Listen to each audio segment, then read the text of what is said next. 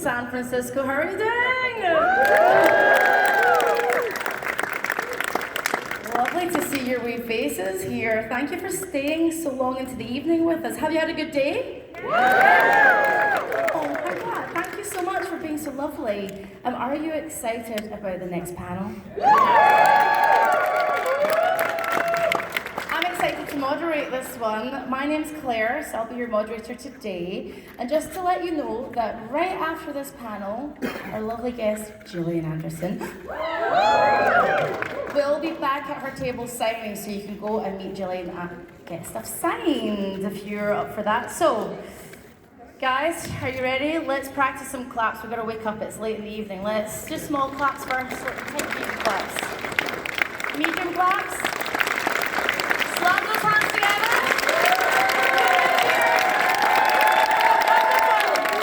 Amazing. Super awesome. Gillian Anderson.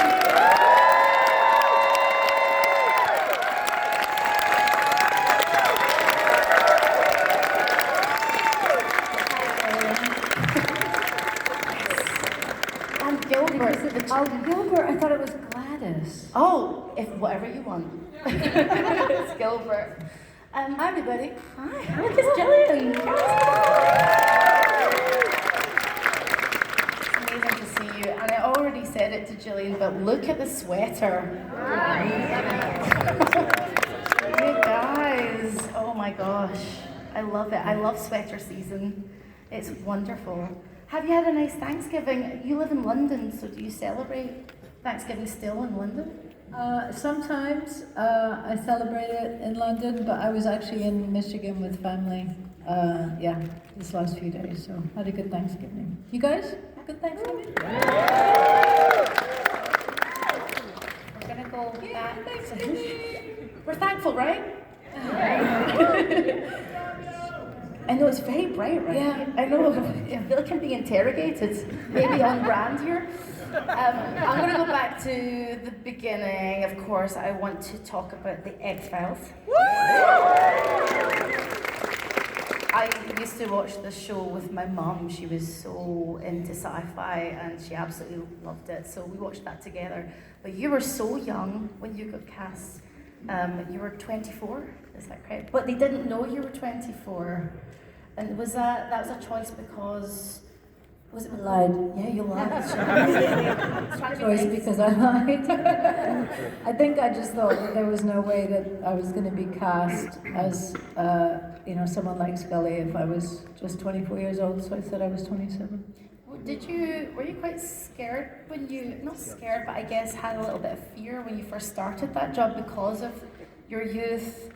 Because I suppose it could be quite intimidating to sort of sit on that set and, it's quite I mean, I hadn't really done anything. I'd only done theatre before, so it was really the first time. I had done one tiny little thing, an episode of something, and so it was really, and I didn't understand anything about TV or seasons or marks or catching my light or any of the stuff that actors are meant to know. I was green, but also I think just naive, and had I been less naive, I probably would have been more scared, but I was just dumb. No, I was. I had no idea what was going on. But do we ever know what's going on in our 20s? I often think about that. Yeah. It's a long time ago. Yeah. Does it feel like looking at an old photograph album when you look back on that time? It looks like I'm looking at somebody else.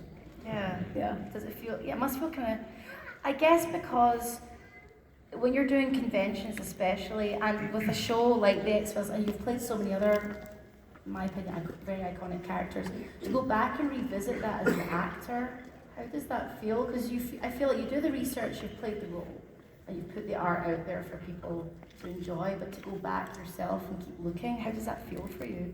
Oh, when I did that, the couple of seasons that we did, I think because I'd played her for so long, I thought that it would be easy, and I think I found it harder than it was. I don't think I put enough thought into it initially. I thought it would just come back like riding a bicycle, and it was a bit harder than that. Because I think I've tried so far in the other direction to do as many different things as possible that then going back and playing her again, it was like, yeah, it was a bit of a shock. Is it true that when you do jobs within the first few days, you feel like you're going to get fired? Yeah. Is that true? Do you still feel like that today? Yeah, totally. Is that an imposter syndrome thing, do you I think? don't know if it's imposter syndrome. I just think I don't know. I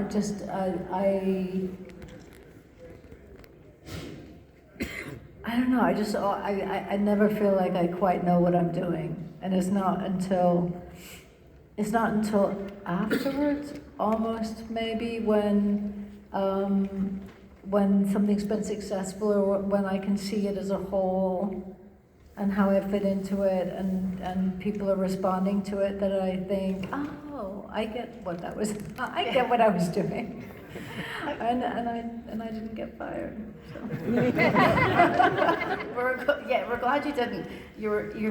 I feel like what you're experiencing is something that's, I guess, very human, but people don't think of it when you're on a stage, or think that actors might experience that, because there is a mask, or you're wearing the character, so you aren't, Stella or Scully or those people. You are someone else wearing the mask. But do you take anything away from those characters and keep them for yourself, I guess, like confidence or that kind of thing?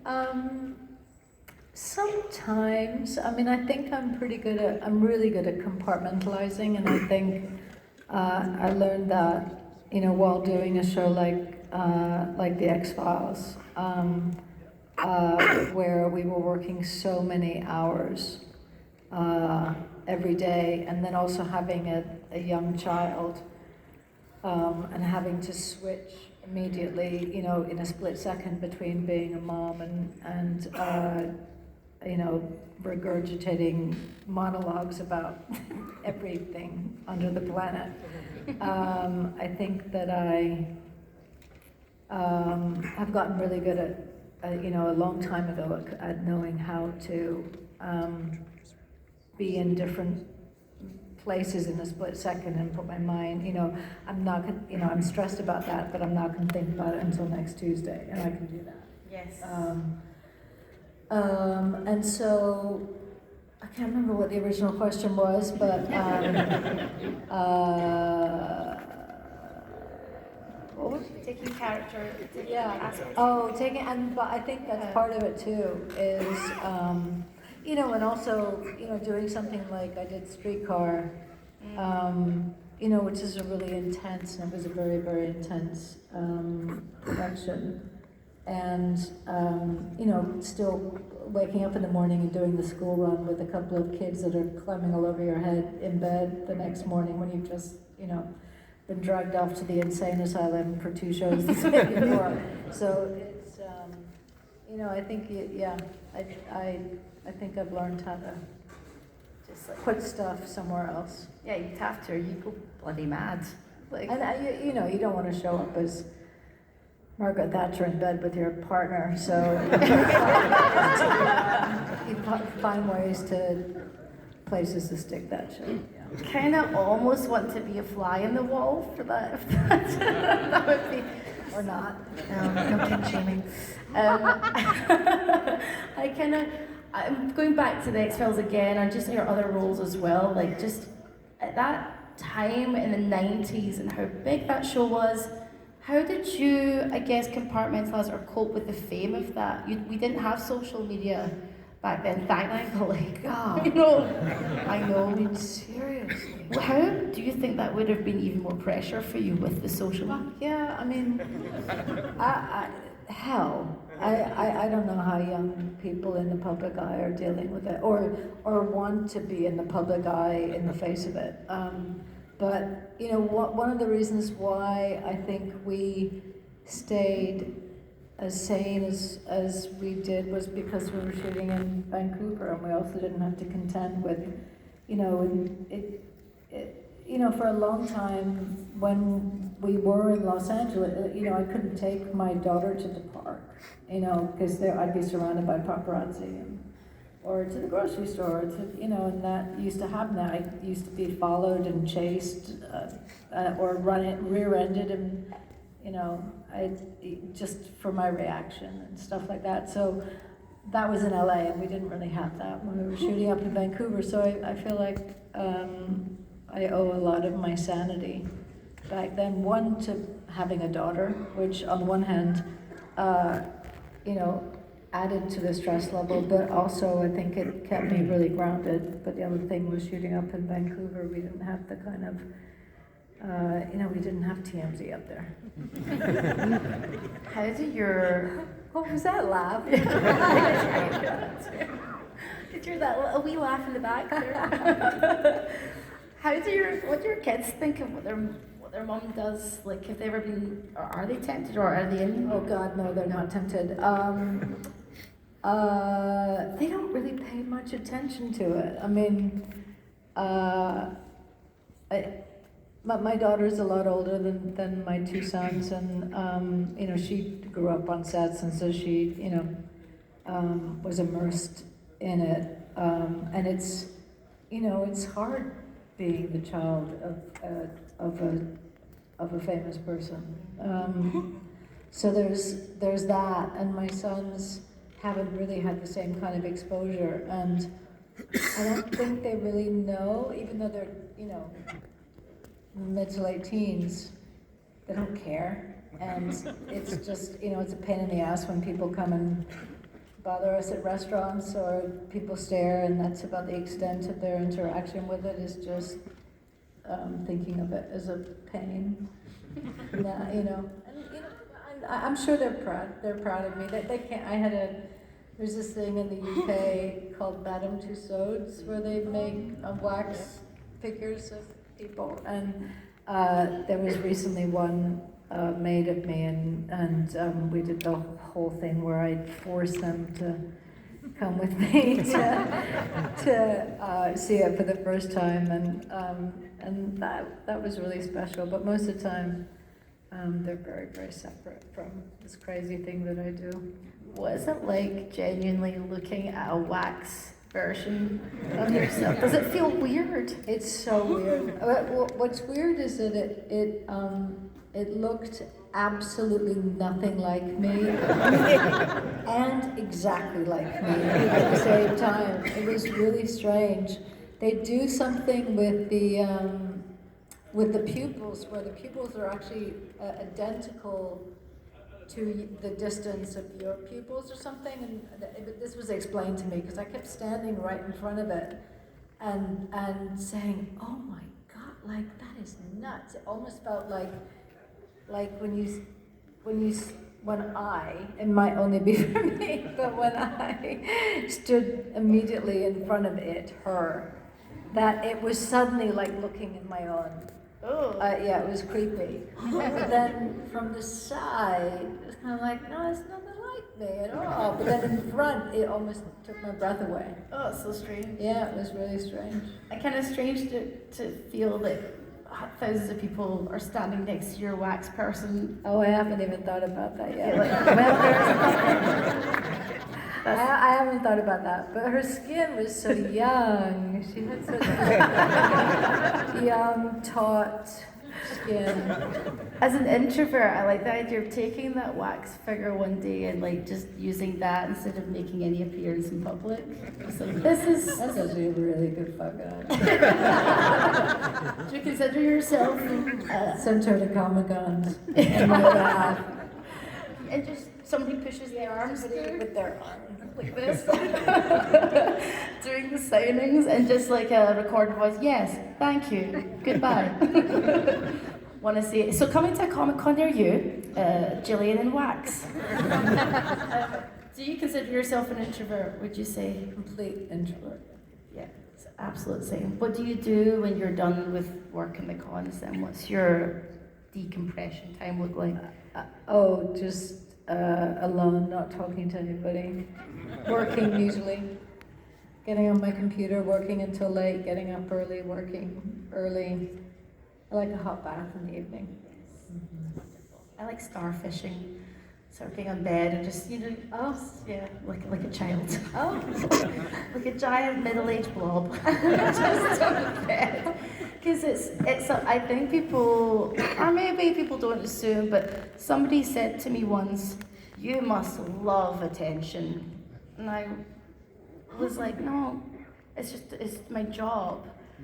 I don't mind if people are looking at you if it's a job, but I'm in the kitchen at a party, in a corner, super uncomfortable. Where can we find you at a party? Are you a kitchen person? well, firstly, I don't go to parties. She's a true introvert. I'm a bit of a hermit, but no matter where I am, I always find a corner and quiet. Like I call it my elsewhere. And it's usually, if I'm on a set, I'm tucked somewhere where people can't find me in a dark corner somewhere, or back there somewhere. Yeah, I'm not. Yeah. I'm not good at small talk. No, I like to get. I said this to somebody yesterday. I like to get my fingers under the skin fast. Like I don't do the whole. What is that? I know it sounds really creepy. I'm not a murderer. It's not as creepy as it sounds. But when I'm talking to people, I can't do that whole, so how's work been? Cool. Like, I want to just start talking. Right. I would rather have the conversation. Right. Or just not have a conversation at all. Yeah. I cannot do the small talk. Yeah. Like the brain germ will start. They call brain gerbils, they start moving away, kind of thing. Mm-hmm. So I prefer getting the fingers under the skin. Does that make sense now? Yeah, it does. If I sound It's weird? kind of creepy, but I understand what you mean. Thank you, and it's also still creepy, I get it. I wanted to ask you about storytelling in general because I feel like there are so many different forms of storytelling, and you've just released a book called Want. Has anybody read it yet? No. Okay, you gotta go get it. It's very good. But One person. go get it. It's great. What made you tell us a little bit more about Want, and what made you decide to tell that story? So Want is a collection of anonymous sexual fantasies from women around the world, and there was a book in the 70s called My Secret Garden by Nancy Friday. That was a big hit back then, and that was right at the end of or in the midst of the sexual revolution. And so when somebody, I think it was my book agent, approached me and said that because I had done sex education, she had actually been approached on numerous occasions by publishers interested in me doing a book, either about sex or talking to sex therapists or as a sex therapist or something, which didn't make sense to me, but or for me as an actor, but then she suggested that if I were to do a modern day version of My Secret Garden, that just a collection of letters from women to put a call out, and suddenly I thought, that's actually really interesting, because that would make sense, that it would make sense that I might do something like that, because that would actually really, one, it would really interest me, but two, I too wonder what has changed since the 70s in terms of, the degree to which, the amount that, women are objectified and sexualized, and the amount that it is a part of our everyday, whether it's billboards or the porn industry or whatever it is, and whether anything had changed in terms of the internal lives of women and their own deepest, darkest thoughts and desires. And so, you know, we took the idea out to some publishers and went with Bloomsbury in the UK and Abrams in the US, and yeah, so we published that last year, and yeah, it's done really well. It's been on the Sunday Times bestseller list for like 21 weeks or something like that in the UK. The paperback, I think. And so it's, yeah, it's been extraordinary. It's been a real journey, both talking about it, but talking to women and also talking to women journalists about it. It's been really interesting from the moment I announced it. It's been a fantastic conversation to have, and it's really had a big impact on people, on women and on men, because there are some things to learn about, turns out. Yes, it's very good, you guys, and congratulations with the success. Does the success of that book kind of feel the same or different as success or accolades for your acting as well, or is it slightly different? I think it's very, very different. I mean, the book doesn't feel like it's my book, even though I wrote the introductions. It feels very much like it belongs to every woman. It belongs to all the women who wrote in and everyone who's embraced it, that it's made an impact on their lives, on their sense of self or self-confidence, or feeling like they're seen or heard for the first time or understood. And so it's, you can clap. And so, yeah, it feels like the accolades around it are really are for everyone. Yeah. You know, I like that you released this book and told these stories, and I love the characters that you choose as well. You always make very bold choices, I think, and I think it's really important to make bold choices and lean into those. So thank you very much, and that's why we're sitting here today, right? Because you've enjoyed those roles. From like, yeah. And it's like an incredible honour to be sitting with you, so thank you. Thank you. Great questions. Appreciate it. Thank you very much. Not my first rodeo. I wanted to hand over to you though, Gillian, because you want to do, this is a special thing, I've never done this in a panel, a charity auction. Yeah, I've done it a few times before, and I just want to see whether it's something that anybody's interested in. One of the there's a couple charities that I do most of the most amount of work I do for. One is War Child, and the other is Say Yes, which is a charity that I started with a friend of mine 17 years ago, and we started it in South Africa, and it's a mentor-mentee charity that's been very successful in the different regions, and it was rolled out in the UK just a few years ago, and we've had a lot of people signing up to be mentors to youth who are either leaving the care system or have been marginalized in some way in society, and it's a really fantastic way to be of service and to give a little bit of oneself, but also has had huge impact on you know, hundreds of kids. And so anyway, but we're really struggling at the minute. We had a big funding that came in the UK a couple of years ago through the government. Actually, had come in and supplied us not only with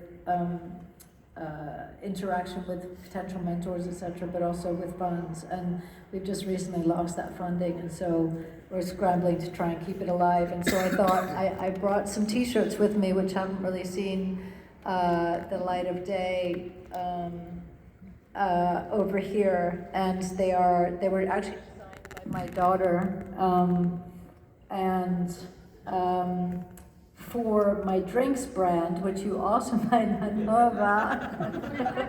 You sound crazy. But I have a functional drinks brand that is for sale in the UK and is doing very well. What's the name of it? But you can also buy it in the States. They don't send it to California, unfortunately, but they do. You can buy it in New York. You can buy it online. But anyway, so these are these T-shirts, and there's only a limited edition of them, and they come in 4 colors, and they have different pictures on the back. And my daughter did these. Anyway, so I was gonna auction either one or more than one. Shall I stand and like not model them, but shall I But show them off? only if anybody's interested, because if you're not, then I'll sell them in a different way and make more money. But I thought that I would give them a go. And will you sign them if somebody? Yeah, I will. Yeah? And I'll personalize them and everything. Perfect. But they're kind of special. And anyway, so my drinks brand is called G-Spot. Right? It's a good fucking name, isn't it? I mean, you gotta remember G-Spot. They're very tasty. Who's interested in They the? are. They're very tasty. I'm very proud of that. You interested? Who's interested in the auction? Okay, so I'm gonna start the T-shirts, personalized autographed T-shirts, and you can choose what color you want. Well, first come first serve on the colors, but I'll start them at 300. Jesus. And anyway, how would you like to go? Would anybody like to start with 300 on a T-shirt? All right, thank you very much. Oh wow. Would anybody like to go up to 4? 4. We've got 4. Okay. Anybody else? Okay, well, I'll sell 2 T-shirts. Oh. 3 yes, 5? Yeah? You're up for 5? Got anything else? Anyone else? 5? I feel like I'm turning. I should Yeah. go 5. 500. Anybody else? Anybody else? 25, 500. Yes. All right. Not seen a lot of auctions, you guys.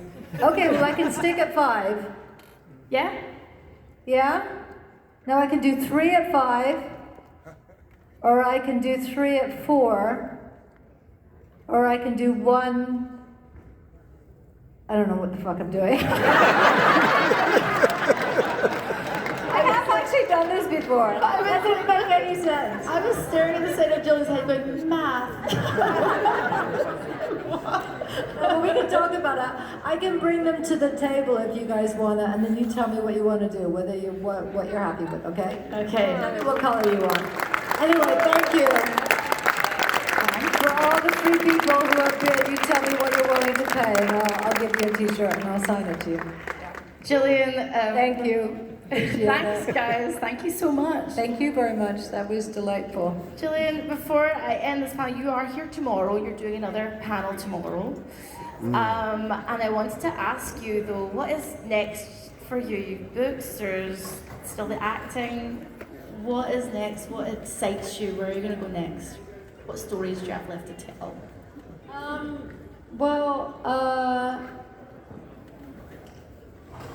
I seem to be very busy with my acting still. I mean, I'm my acting, Jesus Christ.